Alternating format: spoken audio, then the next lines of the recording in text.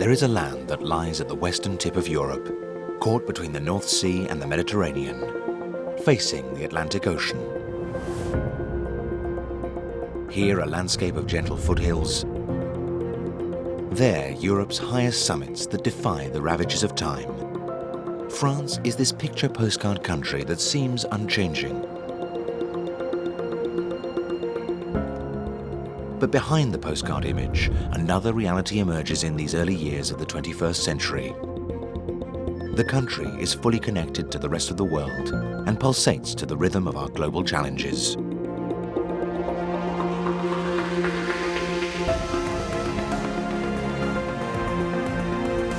As the largest territory in the European Union, France is facing new economical and environmental challenges.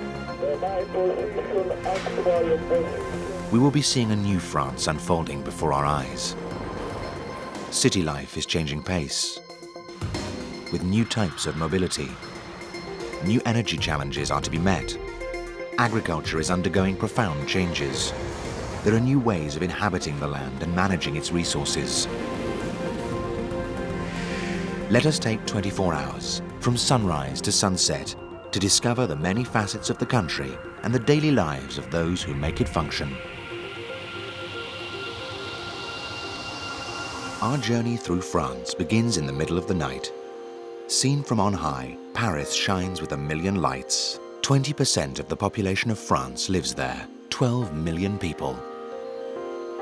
Further south, in Toulouse, while many are still asleep, meteorologists are awake and attentive to the vagaries of the weather. It's 4 a.m. We're at the French National Weather Centre. Climatic data from all over the country is displayed on the screens. Bordeaux est-il en ligne? The night's mission is to draw up a detailed map of the following day's weather, region by region. Possible un petit peu partout, avec de l'instabilité en cours de journée et des vents du côté de la Corse. To make their forecasts, Marie-Claire Ballest and her colleagues are aided by 2 supercomputers. They can carry out 1 million billion calculations per second, a phenomenal calculating power with but one purpose: to meet the demands of 65 million French men and women spread over a territory subject to multiple meteorological influences. In the Pyrenees, Beñat Etxegoyen and François Rambaud-Alzola are getting ready for the transhumance, a time-honored tradition in France. It's 4:15. Fog and a light drizzle will be accompanying them on their journey.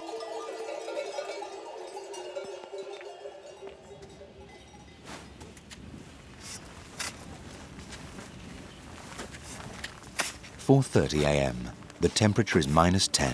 The altitude, 3,800 meters. Day is just dawning on the Mont Blanc. Lionel Daudet and François Damilano are internationally famous mountaineers. They left their refuge this morning at 3:30. Ah, ça devient beau là sur le Mont Blanc du Tacu là, hein? C'est juste magnifique là. Like François and Lionel, many other mountaineers will be out there on the slopes of the roof of Europe. Ça va, ça enfonce pas trop? Non, non.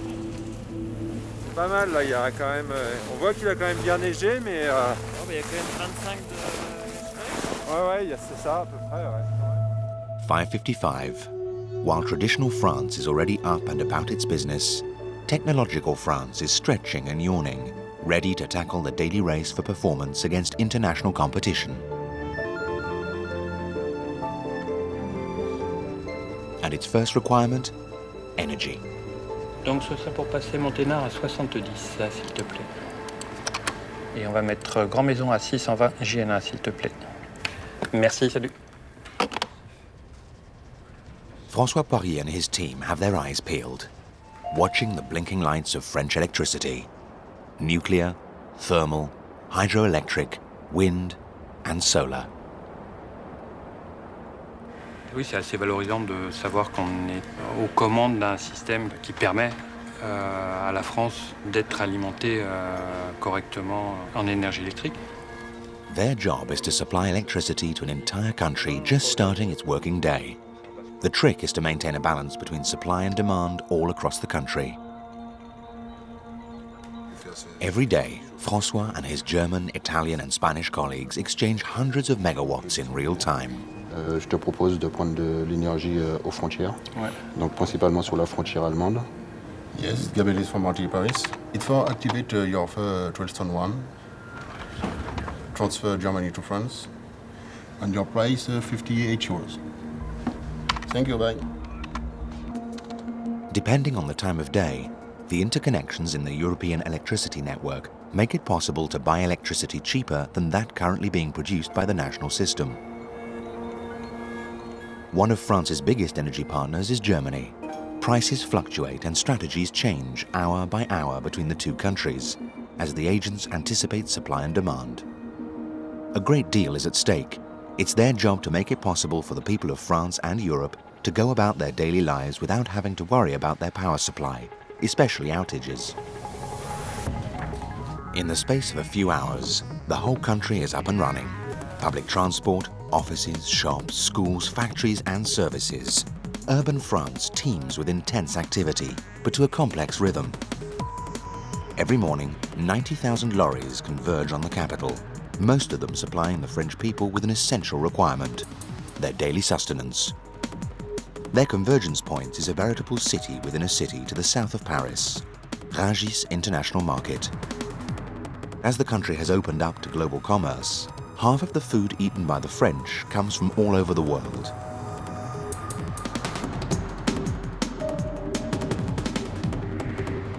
"80% of goods and products consumed by the French come from abroad. France is connected to the European continent by land, but it is also linked to the rest of the world by its coasts.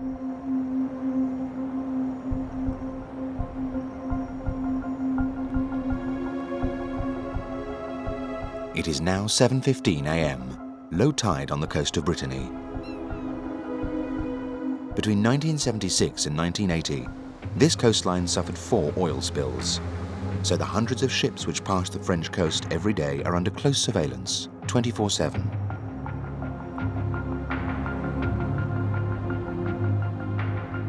Here, at the western tip of Brittany, the Regional Monitoring and Rescue Centre, known by its acronym CROSS, directs the maritime traffic. The English Channel has the busiest container ship traffic in the world. There's a constant flow in both directions, on what's referred to as the rails between the huge ports of Northern Europe. Cross-Corsen, Canal 16. L'immatriculation, s'il vous plaît, du bateau. The radio code name is Whistle Traffic. The men at Cross-Corsen are connected to an international network of data relayed by beacons spread throughout the world's oceans. They are thus constantly updated regarding the identity of any ship, know what it's transporting, and can track its course. Depuis les années 60-70, l'Europe a décidé d'importer une grande partie de ses matières premières, de ses produits manufacturés de la ville du Sud-Est. Donc elle a vu exploser le trafic dans ce secteur-là. C'est à la suite de cette explosion qu'on a mis en place ces règles d'organisation, les DST, les dispositifs de séparation de trafic, ce qu'on appelle les rails. This is the Whistle Rail. 30 years ago, in order to direct the international traffic and keep it away from the coast, the ships were separated into 2 corridors, one going one way, the other in the opposite direction. Ships, monitored by satellite, must obey this rule. If their trajectory looks suspicious, they're quickly called to order. 90% of commerce is transported by sea. Maritime exchanges have become so complex that it results in surprising paradoxes. Rather than stocking tons of merchandise on land or in ports, merchants and ship owners prefer to leave it at sea, making use of the voyage time to choose the most profitable moment to sell their goods. A result of this is that container ships are growing in size, transporting ever greater quantities and becoming gigantic. The largest can carry 20,000 containers. Les plus gros porte-conteneurs en service sont estimés entre 1,5 milliard et 2 milliards d'euros entre la cargaison et le prix du navire. With such excessively sized vessels, the least bit of damage can lead to a catastrophe. Caught in storms, ships have lost hundreds of containers in the sea. The ships can lose all control. Rescue operations can be not only complex, but also dangerous. Port Salès du Cross-Corsen sur 67. Port Salès fait route au 330 au vu de l'hélitreuillage. It's 7:45 a.m. The Navy is sending a helicopter on a live-action exercise. Il paraît pour le treuillage.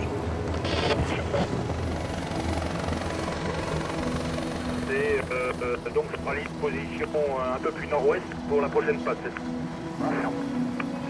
C'est reçu.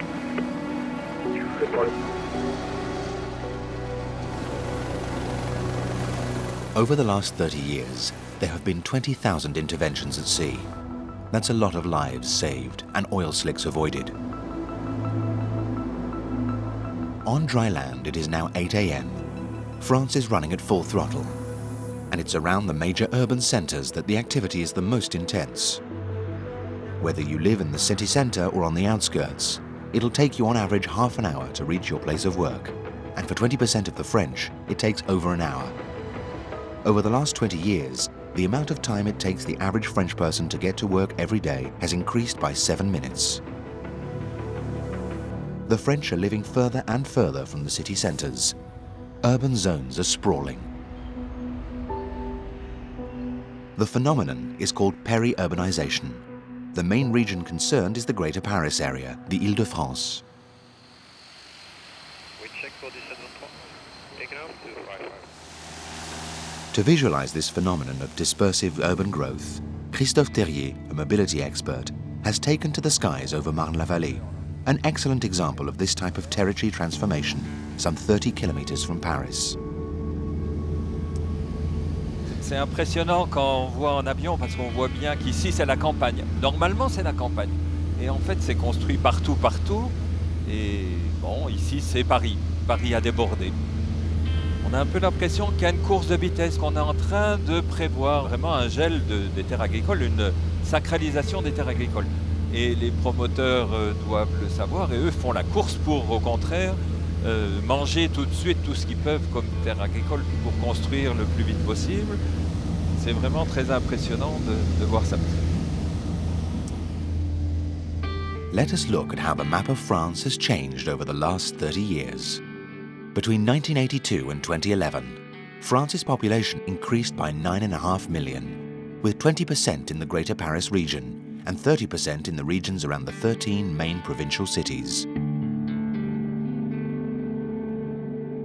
Today, the major urban centres and their peri-urban spaces cover half of the territory, with more than 80% of the population, and the consequence of all this is that most people no longer work where they live. From home to work, new types of mobility have appeared.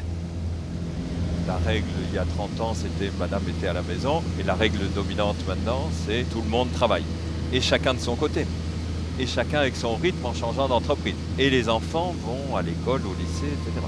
Donc tout ça donne des déplacements qui deviennent assez compliqués.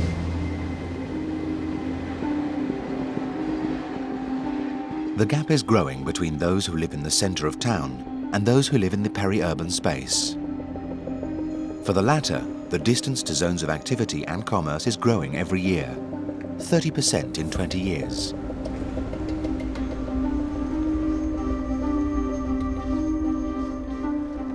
Half past 9. Rush hour is over.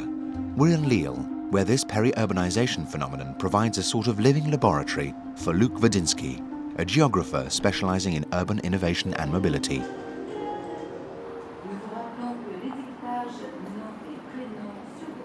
La France a une chance, c'est un pays faiblement peuplé encore, avec une dynamique démographique forte. Il y a de l'espace.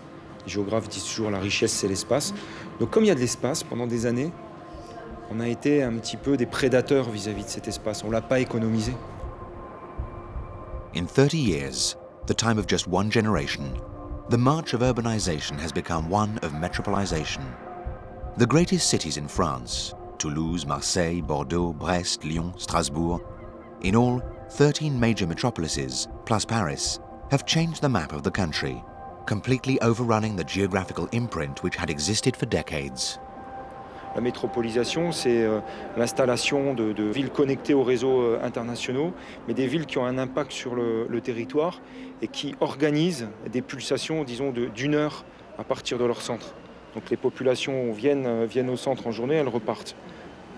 Et toute l'organisation fonctionnelle, le logement, les réseaux de transport doivent être pensés à cette échelle-là. La difficulté qu'on a, c'est que les institutions politiques ne sont pas à cette échelle. Ils sont encore morcelés, communes, intercommunalités. Et le jour où on arrive à organiser la gouvernance, la ville est déjà plus loin.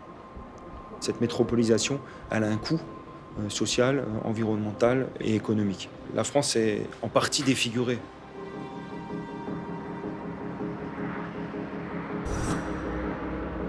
While towns and peri-urban spaces keep growing, there's another new phenomenon noticeable in the rest of the territory.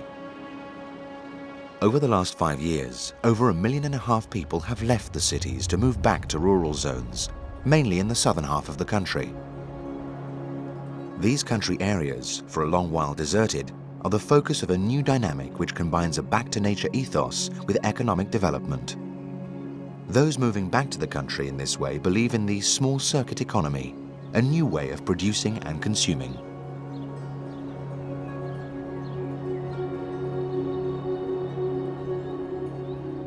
It's now 10:15 a.m. We're in Gordes-sur-Ciel. Renaud Loche, a philosophy graduate, has already been on the road for 4 hours at the wheel of his travelling grocery. This is his way of fighting the desertification that had overtaken this part of the countryside. Hop, les petites chèvres, on est bon. T'as mis le cahier aussi? Ouais. Renaud's getting in some supplies of cheese. Je t'appelle au mieux et puis voilà. Le territoire, il a changé déjà certainement au niveau des pôles d'emploi qui ont quand même beaucoup été modifiés dans les 10-15 dernières années. On est à 20 km de Carmaux. À Carmaux, il y avait les mines, ça devait employer peut-être 10 000 personnes, les mines de charbon à l'époque. Tout ça, petit à petit, ça a péri. Donc tu te retrouves avec un territoire un peu urbain, à la frontière rurale. Tu as toujours une vie agricole qui est quand même assez présente ici. Mais mine de rien, il y a de moins en moins de commerces locaux.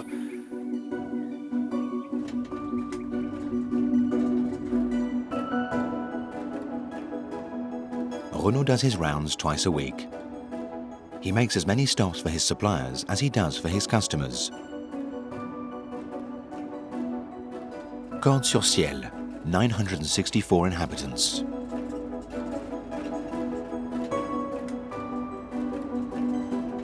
Bournazel, 379 inhabitants. Roumagnac, 10 inhabitants. La Chapelle-Ségalard, 94. La Gacharier, 23. From Gordes-sur-Ciel to the village of Salles, which he'll reach at the end of the day, it's a small circuit of 35 kilometers.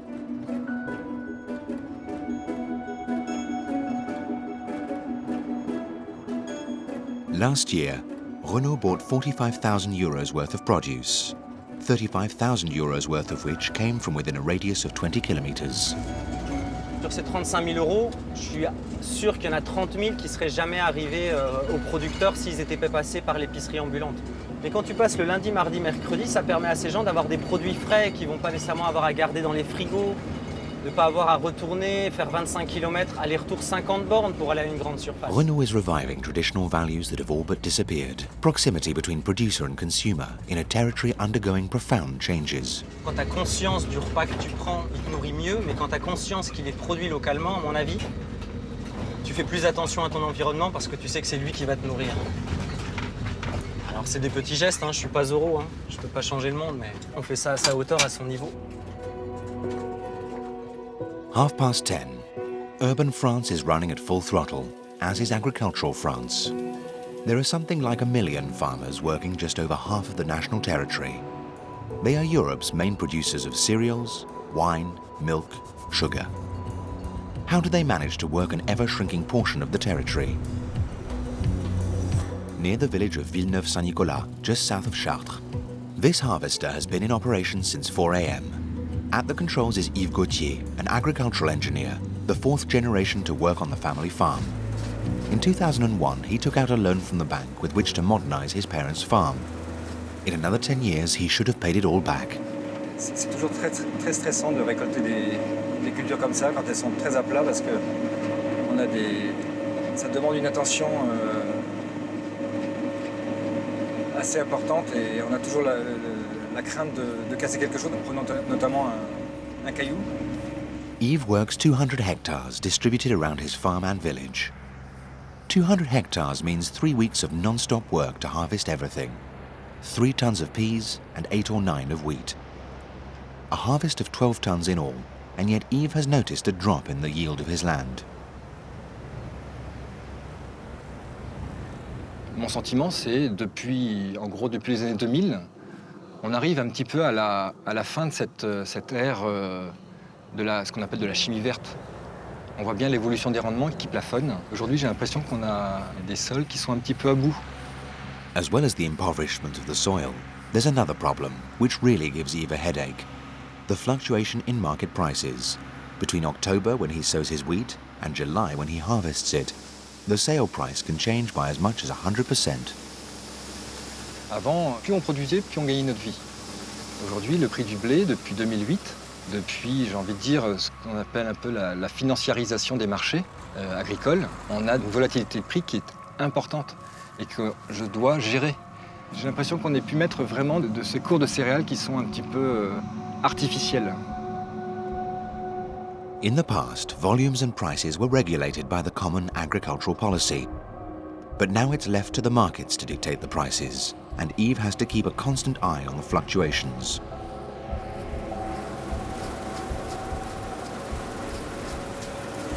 Bon, la météo fait que ce soir, ça va être chaud. On annonce des orages vers 17-20 heures. C'est la loterie, l'orage.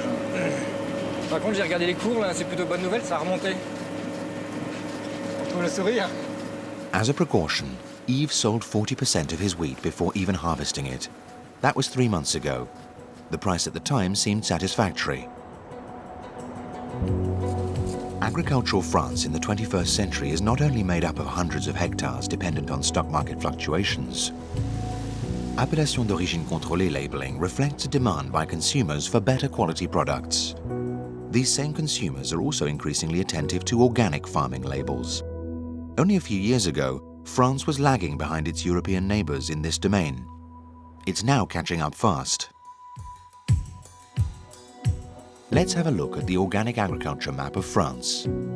This shows how much active farmland in each département is devoted to organic farming. In all, it accounts for 4% of all agricultural land, making France the 3rd biggest organic producer in Europe. Far away from the massive farms in the north, these more ecologically friendly farming practices first took off in Provence, Corsica and Languedoc-Roussillon.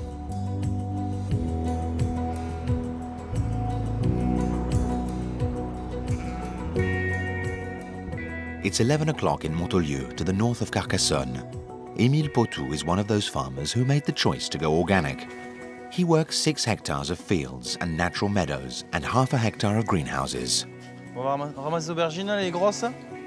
The family members are enough to manage the harvesting of 6 hectares. Vegetables and tomatoes, rustic and regional varieties thereof, and all organic, of course. Émile grows everything according to natural principles, whether this means resurrecting age-old techniques or inventing new ones. Après, c'est des contraintes, mais des contraintes que petit à petit, avec l'expérience, on arrive à maîtriser. Moi, je vois au niveau de l'herbe, maintenant, on n'a plus trop de problèmes d'enherbement grâce aux mécanisations. Pour gagner en rendement et en temps, surtout en bio, la difficulté, c'est qu'il faut beaucoup de main-d'œuvre, de désherbage, de mise en place. Par exemple, pour semer des carottes, nous, on peut désherber qu'à la main, on n'a pas le droit au désherbant. C'est pour ça que d'essayer de se mécaniser, de gagner du temps, ça nous permet d'avoir quand même du temps libre. Voilà. Je finis pas toutes mes journées à 21h comme beaucoup de maraîchers. But going organic doesn't mean turning one's back on technological innovation. Émile invents his farming methods on the go, producing yields equivalent or even superior to those of chemical-aided agriculture. Ce qui plaît le plus, c'est de récolter des jolis légumes qu'on a plantés 2 ou 3 mois avant. Le produit fini dans des caisses, prêt à livrer, c'est un plaisir. Yves in Labos and Émile in Carcassonne are developing their profession to the point where it actually changes the landscape.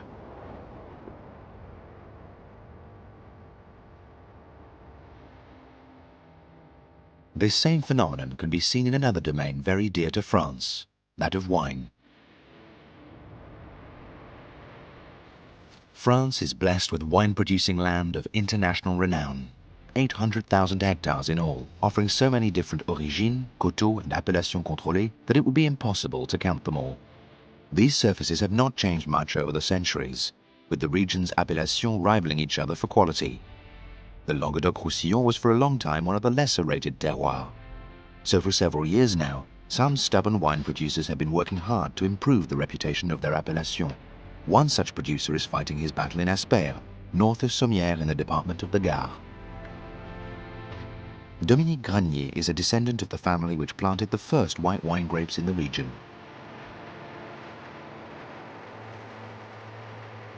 Late morning under the sun of the Gard. The wine pickers are making brisk progress, even though they are starting to tire.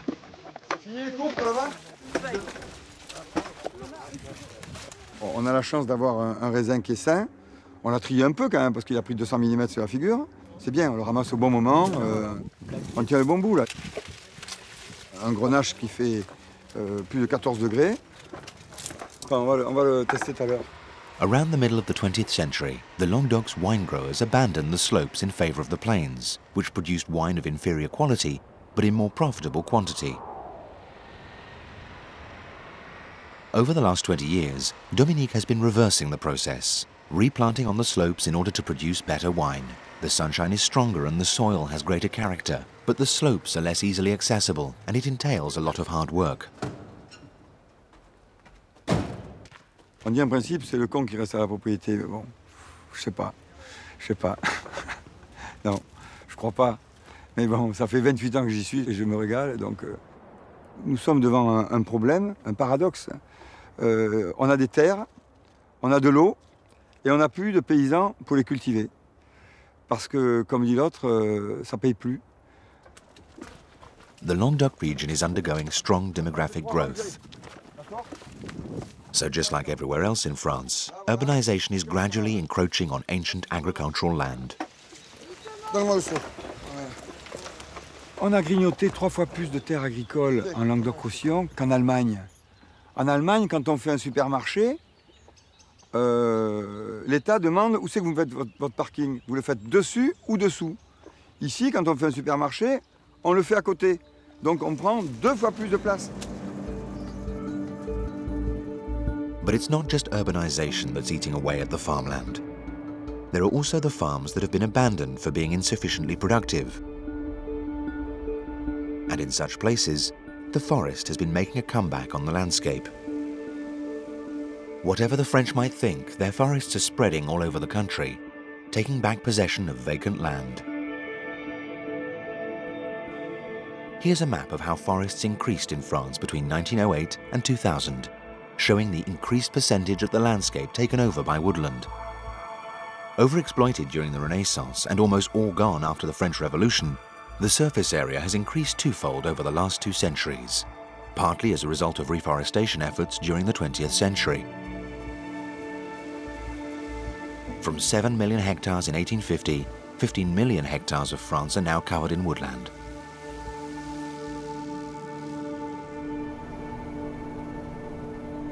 In the Basque Pyrenees, the forest could easily have encroached on the transhumance pastures. But people have preserved the herding and dairy traditions of this area. As a result, the pastures have resisted the forest's encroachment, which has been inexorable elsewhere.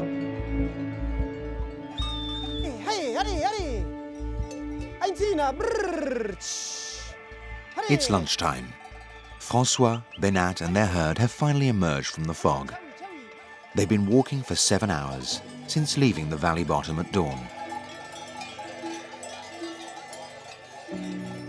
Et maintenant, c'est dans le brouillard, on rit là-bas.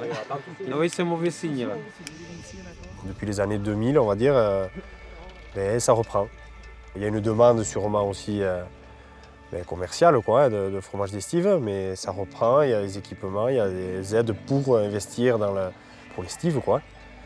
Et on voit beaucoup de jeunes aussi, de plus jeunes là, qui sont motivés par ça. Des jeunes de 20-25 ans qui parlent de transhumer, de faire du fromage en estive, ça reprend bien.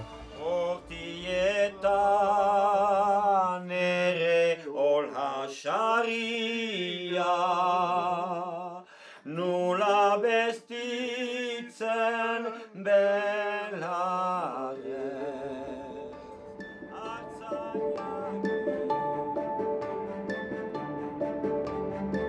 It's lunchtime and France takes a pause. The meal in the middle of the day is a serious business. Vas-y, vas-y, vas-y. Tu as faim, hein? C'est midi. Il est l'heure de grignoter. In Montolieu, Émile Potou has all his family around him yet again, but now their produce is on their plates. Comme il pèse, il est énorme. Là, on peut faire du farci avec ça. Up the Mont Blanc, Lionel and François take a lunch break, just short of the summit. T'as pas ça dans les préalpes chez toi? Allez. Ça, c'est l'entrée froide et le plat principal.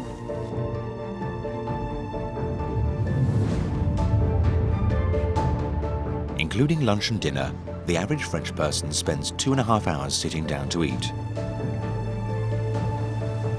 Yet another world record held by France.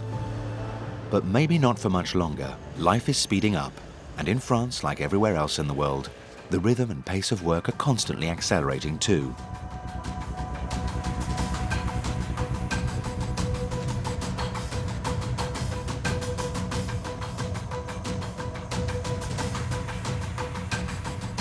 (1 p.m. In the streets of Lille, Luc Drzynski analyzes the interplay of time and space at the heart of modern cities.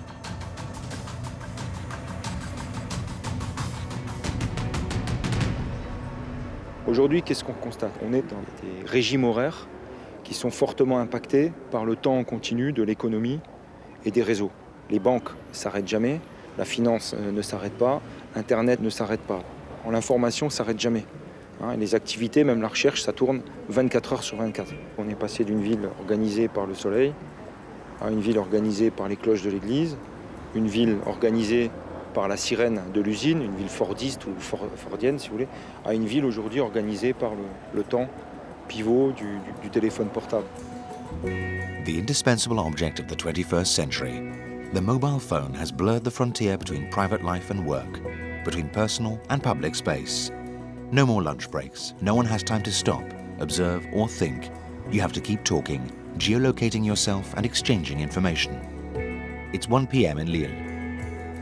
A photo is sent via a social network.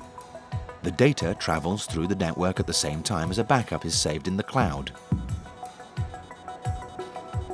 In the USA for Apple, Sweden for Facebook, or somewhere in France depending on the phone's service provider.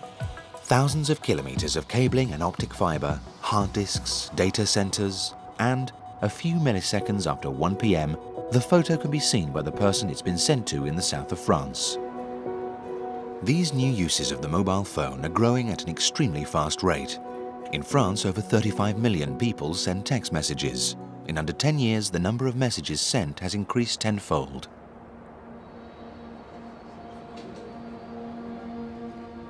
Data networks, geolocation, international exchanges. The skies over Charles de Gaulle Airport also experience intense coming and going. At 1 p.m., this is at its maximum. In Central Tower number 2, they control the traffic of 2 million passengers in French airspace every day. 600 million passengers a year. 7475, bonjour. Bonjour, Corsair 4. Oui. Ah, je peux lâcher le Corsair. Ok, ça marche. Ok. David Pouliken has been an air traffic controller at Charles de Gaulle Airport for 18 years. He long ago stopped counting the number of planes he's guided through the French sky. 220 degrés, 14 nœuds. Qu'est-ce qui se passe à 13h? Nous, ça s'arrête pas à 13h, clairement. Enfin, ça s'arrête jamais vraiment, en fait. Pour la circulation des avions, du moins. One plane every minute, and it has to be guided from its initial approach to landing. A 20-minute window of attention in all, during which time David must also be watching the departures. Air France 1847, annoncez-vous numéro 2 sur 121,87. The planes just keep coming, hour after hour. The golden rule is to prioritize tasks and stay calm whatever happens. Stop Kilo Golf 2 and contact initially apron 121.675.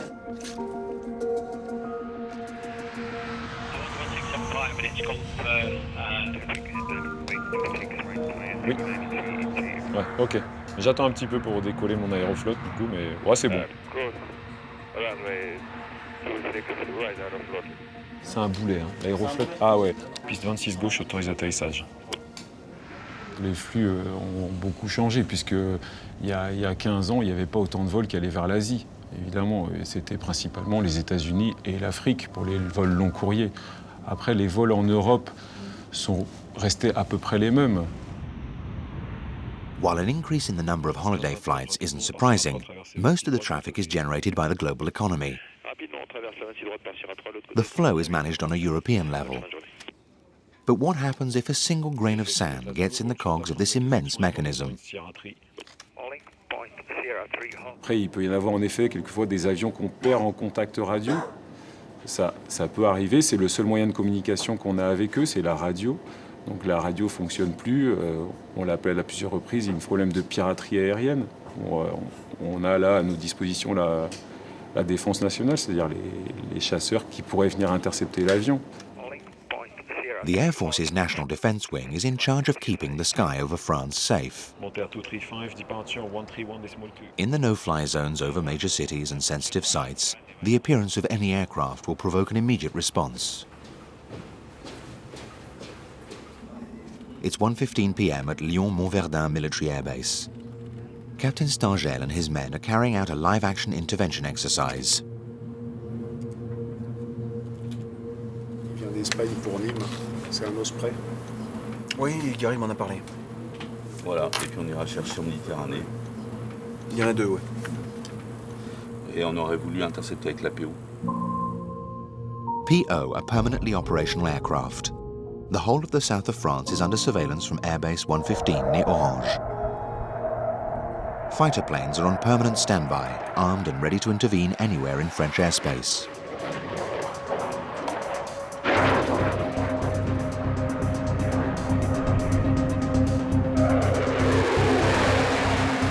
It's an intimidating maneuver, coming up to the suspect aircraft at great speed before slowing down and keeping pace, a way of forcing it to turn away from a sensitive zone.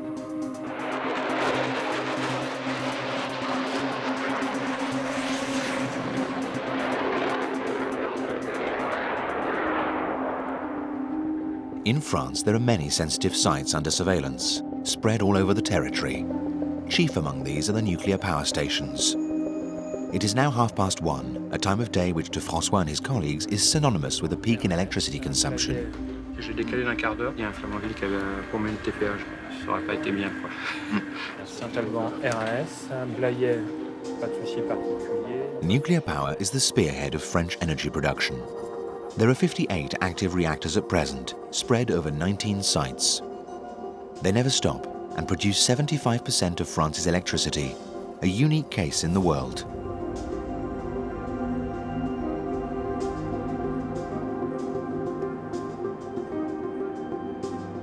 While other European nations have begun the transition from fossil energies to renewables, France is still building new reactors. Like here at Flamanville on Normandy's Cherbourg Peninsula, or at Gravelines in the north. Technical difficulties and additional costs have delayed their coming online. They are needed to rejuvenate an aging nuclear sector. But this landscape, shaped by the arrangements of the last century, is undergoing new changes. France is gradually getting up to speed with renewable energies. With coastline on 3 sides, the territory of France has no lack of favourable winds, regular and strong enough to power a good number of small wind farms, and 9 major farms, each producing from 300 to 1400 megawatts. Altogether, these provide around 3.1% of France's total electricity production.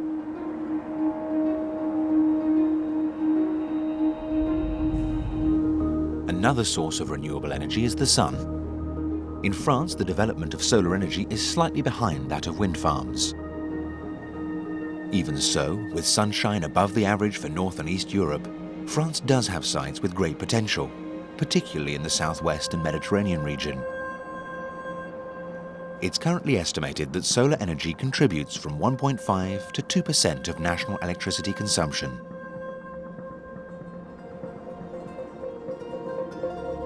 It's now 2 o'clock, the hour at which the sun is strongest. In the Haute-Provence Alps, photovoltaic cells have replaced the fields of lavender. Mie is the largest solar energy installation in France, with 200 hectares of panels, which are all but invisible from the valley. It supplies 1,000 megawatts, providing energy for 12,000 households. Despite these efforts, France only meets 5% of its needs through green energy, 3/4 of this being provided by aging hydroelectric dams.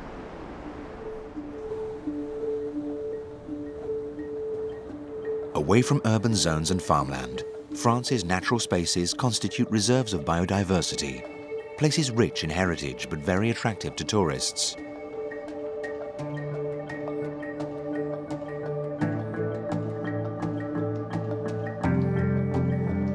The Mont Blanc Massif, to some extent, symbolizes all these spaces. 10 minutes past 2, groups of climbers pass each other on Mont Blanc. Those who were at the summit at 6 in the morning are on their way back down. Those setting out later, making the most of the harder snow, are still ascending.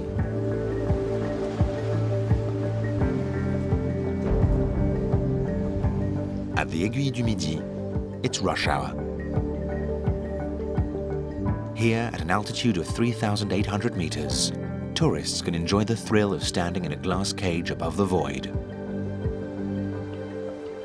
Formerly reserved for just a few specialists, these natural spaces are today under increasing demand. In the 1970s, whole sections of mountainside were built up to meet the needs of mass tourism. 350 resorts were built in the Alps and Pyrenees, making France the world record holder for winter sports. The yearly turnover of its ski resorts is now 7 billion euros, or 20% of all tourism in France.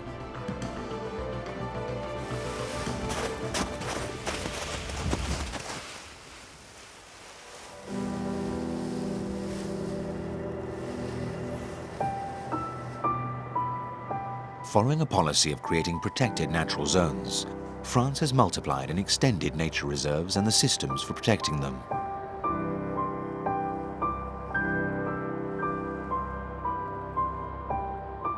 Those setting up new sanctuaries like this one can draw on the experience of the oldest protected marine space in France. Next stop, Corsica.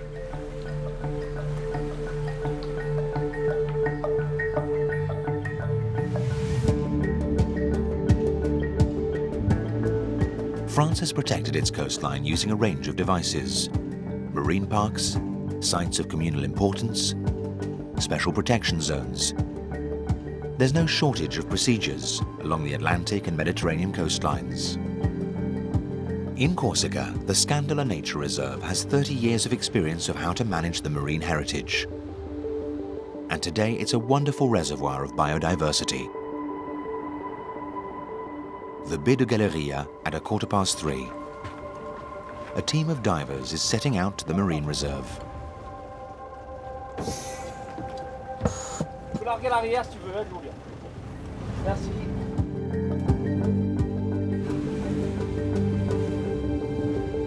The Scandala Reserve has 1,700 hectares under protection, 70 hectares of these being off-limits to human beings. It's the wildest spot in France. 36 years ago, tourism and excessive fishing had practically eradicated all the life in this bay. The idea of creating a marine sanctuary was then a new one. Jean-Marie Dominici is in charge of this marine reserve.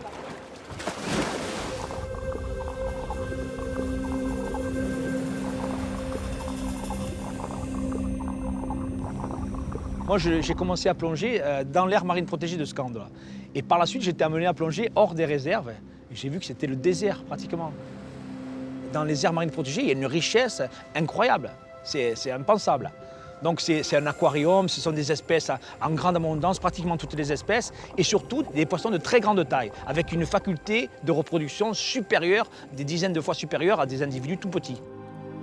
The heart of the park, off limits to people, is a living laboratory for scientists, where they can study a new science, fish repopulation dynamics. As well as restoring the biodiversity, the protection of such a zone has other, more unexpected advantages.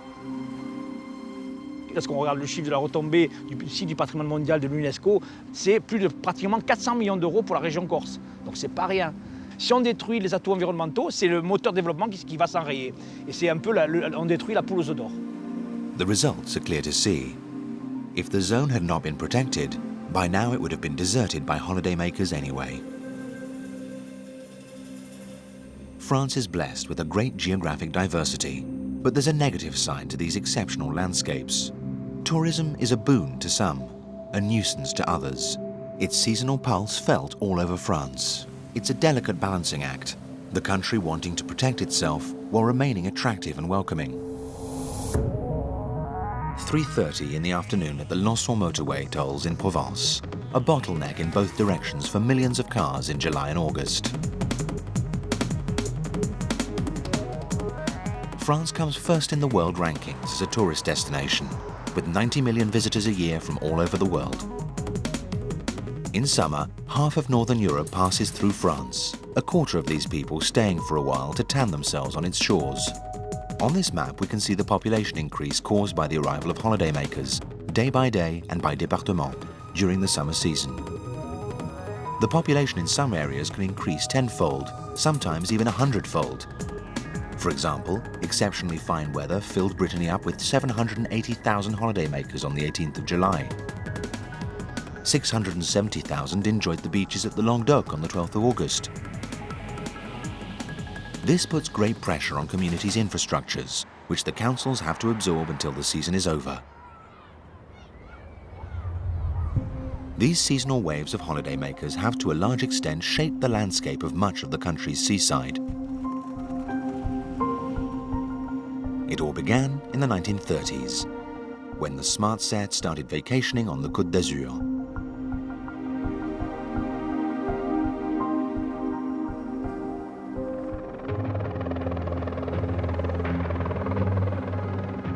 "400 kilometers further west, the windy and dry Languedoc-Roussillon was earmarked for mass tourism. This is the result of a development policy begun in the 1960s, when France was keen to take advantage of the tourist trade and seduce away the holidaymakers who traditionally went to Spain and Italy. The idea was to build up the coastline of the Languedoc-Roussillon. The result was the Grande Motte. Disparaged at the time, it is now listed as a French architectural heritage site. Port-Camargue. The 60 hectares of marina have a capacity for 5,000 boats. It's an exact copy of marinas found in the United States. France attracts so many holidaymakers that the developments are spilling beyond their limits. With new open-air sports, a change in fashions and leisure activities, competition from more exotic destinations, French tourism is in search of a new dynamic.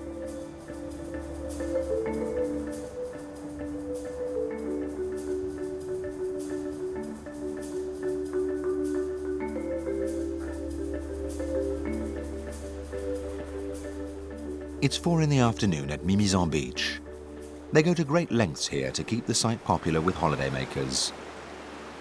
Its wide sandy beach and surf attracts families and lots of youngsters. Christian Plantier is the mayor of Mimizan.